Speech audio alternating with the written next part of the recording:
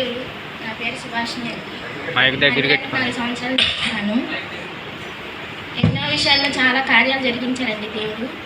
మా అత్త వాళ్ళ మనవడికి బ్రెయిన్లో ఏదో ఇన్ఫెక్షన్ అయ్యి అబ్బాయి చనిపోయే పరిస్థితిలో ఉన్నప్పుడు నేను చూడటానికి వెళ్ళానండి. వెళ్తే అబ్బాయి చనిపోయి ఇంకా అవయవాలను చచ్చిపడిపోయినాయి. ఏలూరు ఆంధ్ర హాస్పిటల్లో ఆశ్రమ హాస్పిటల్లో జాయిన్ చేశారు. ఆపరేషన్ చేసినా బతకడం అని చెప్పారంటండి. చాలా సీరియస్ కండిషన్లో ఉన్నాడు అబ్బాయి, చనిపోతాడు. వాళ్ళ అమ్మ ఏడ్చిందండి, నా బాబు చనిపోతాడు, చాలా డబ్బులు ఉన్నాయి, నాకు ఎవరు దిక్కులేరని ఏడ్చిందండి. నేను అంతకుముందే మా అక్కకి చెప్పానండి, మా పెద్దక్కకి. ఆమెకి నెంబర్ ఇచ్చారా, అయ్యగారికి ఫోన్ చేస్తే ప్రార్థన చేస్తే తగ్గిపోద్ది అని చెప్పాను. వాళ్ళు చేయలేదంట, ఇవ్వలేదంట నెంబరు. నేను ఆ రోజు వాళ్ళ అల్లుడిని ఇక్కడ పంపించానండి. శుక్రవారం నైటు ఇక్కడికి వచ్చి అయ్యగారి ద్వారా ప్రేయర్ చేయించుకున్నారు. అయ్యగారు దేవుడు మాట్లాడారంట బతుకుతాడని. అంతకుముందే నాకు నెల క్రితం వాళ్ళ అమ్మని నాకు దర్శనంలో చూపించారండి దేవుడు, ఇక్కడికి మందిరాన్ని తీసుకురమ్మని. ఇదే కార్యమేమో నేను అనుకున్నానండి. దేవుడు మాట్లాడారంట, 4 నెలల క్రితమే నేను తెలియపరిచాను, నువ్వు నా దగ్గరికి రాలేదు, ఆపరేషన్ పడేది కాదు, ఇలా జరిగేది కదని మాట్లాడారంట.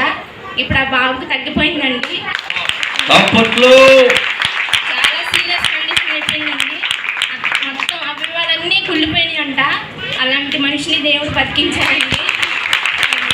జరిగి చాలా రోజులైందండి. నేనే నిర్లక్ష్యం చేశాను, సాక్ష్యం చెప్పుకోలేదు.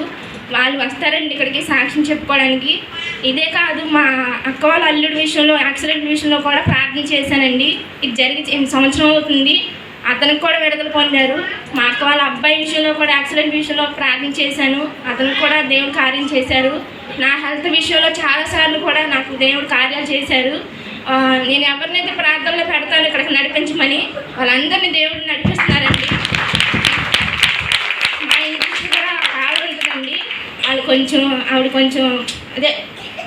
కొంచెం ఇల్లు ఉంటుంది, గొడవలు అలా మాట్లాడే తీరు అది మంచిది. ఆవిడని కూడా నడిపించమని దేవుడిని అడిగాను. ఆవిడ కూడా చర్చికి వచ్చిందండి. నేను ఏదనుకుంటే అది దేవుడు చేస్తారండి. ఇక్కడ నిజమైన దేవుడు ఉన్నారండి. యేసయ్య ప్రతి విషయంలో సహాయం చేస్తారండి. మనకు ఆస్తులు ఇవ్వకపోయినా అంత దేవుడు ఉంటే చాలండి.